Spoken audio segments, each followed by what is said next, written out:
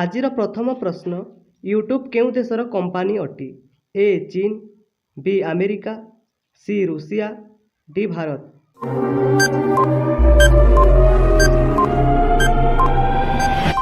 ସଠିକ୍ ଉତ୍ତର option B America.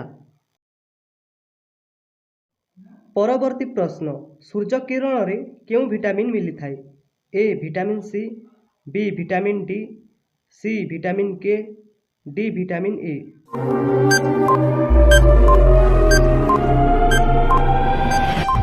ସଠିକ୍ ଉତ୍ତର ଅପସନ୍ ବି ଭିଟାମିନ୍ ଡି। ପରବର୍ତ୍ତୀ ପ୍ରଶ୍ନ, ଜାଲିଆନାୱାଲାବାଗ ହତ୍ୟାକାଣ୍ଡ କେଉଁ ମସିହାରେ ହୋଇଥିଲା? ଏ 1912, ବି 1915, ସି 1918, ଡି 1919।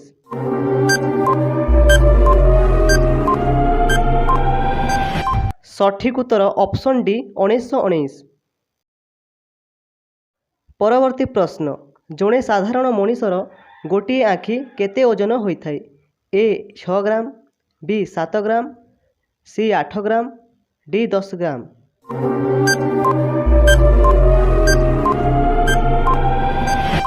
ସଠିକ୍ ଉତ୍ତର ଅପସନ୍ ସି 8 ଗ୍ରାମ। ପରବର୍ତ୍ତୀ ପ୍ରଶ୍ନ, ରାଷ୍ଟ୍ରୀୟ ଖେଳ ଦିବସ କେବେ ପାଳନ କରାଯାଏ? ଏ 30 ଜାନୁଆରୀ, ବି 15 ଫେବୃଆରୀ, ସି 19 ଅକ୍ଟୋବର, ଡି 29 ଅଗଷ୍ଟ।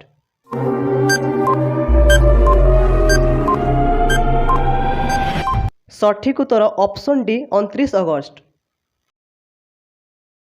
ଦେଖିବା ପରବର୍ତ୍ତୀ ପ୍ରଶ୍ନ, ହ୍ୱାଟ୍ସଆପ୍ କେଉଁ ଦେଶର କମ୍ପାନୀ ଅଟେ?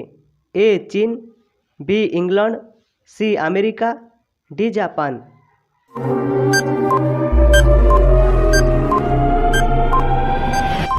ସଠିକ୍ ଉତ୍ତର ଅପସନ୍ ସି ଆମେରିକା। ପରବର୍ତ୍ତୀ ପ୍ରଶ୍ନ, ବ୍ୟାଙ୍କକୁ ହିନ୍ଦୀରେ କ'ଣ କୁହାଯାଏ?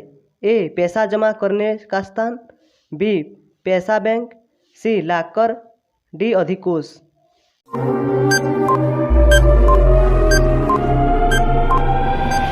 ସଠିକ୍ ଉତ୍ତର ଅପସନ୍ ଡି ଅଧିକୋଷ।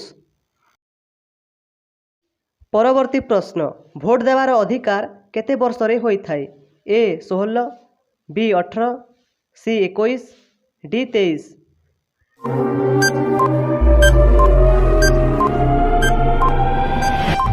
ସଠିକ୍ ଉତ୍ତର ଅପସନ୍ ବି 18। ଦେଖିବା ପରବର୍ତ୍ତୀ ପ୍ରଶ୍ନ, ଭାରତର ନେପୋଲିୟନ କାହାକୁ କୁହାଯାଏ? ଏ ଅଶୋକ ସମ୍ରାଟ, ବି କାଳିଦାସ, ସି ଚନ୍ଦ୍ରଗୁପ୍ତ ମୌର୍ଯ୍ୟ, ଡି ସମୁଦ୍ରଗୁପ୍ତ।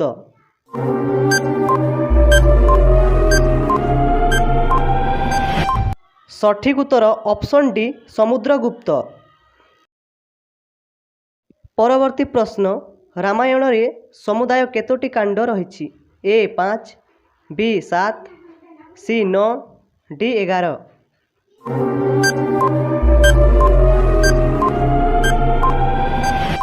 ସଠିକ୍ ଉତ୍ତର ଅପସନ୍ ବି 7।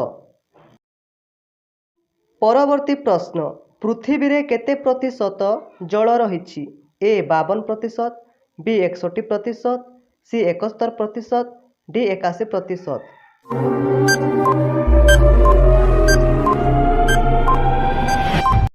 ସଠିକ୍ ଉତ୍ତର ଅପସନ୍ ସି 71%। ପରବର୍ତ୍ତୀ ପ୍ରଶ୍ନ, ଭାରତର ସବୁଠାରୁ ପ୍ରାଚୀନ ଭାଷା କ'ଣ? ଏ ଉର୍ଦ୍ଦୁ, ବି ସଂସ୍କୃତ, ସି ହିନ୍ଦୀ, ଡି କେଉଁଟି ନୁହେଁ।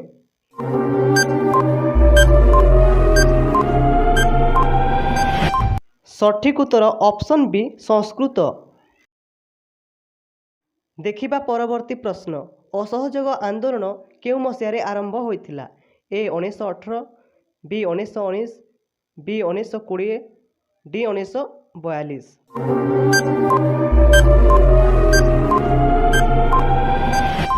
ସଠିକ୍ ଉତ୍ତର ଅପସନ୍ ସି 1920।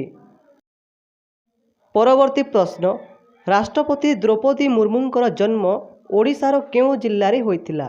ଏ ଢେଙ୍କାନାଳ, ବି କୋରାପୁଟ, ସି ନୟାଗଡ଼, ଡି ମୟୂରଭଞ୍ଜ।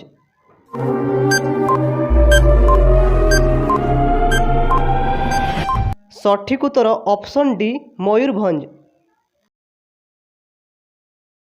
ଆଜିର ଶେଷ ପ୍ରଶ୍ନ, ଭାରତର ସବୁଠାରୁ ବଡ଼ ସହର କାହାକୁ କୁହାଯାଏ? ଏ ଚେନ୍ନାଇ, ବି ମୁମ୍ବାଇ, ସି କୋଲକାତା, ଡି ବାଙ୍ଗାଲୋର।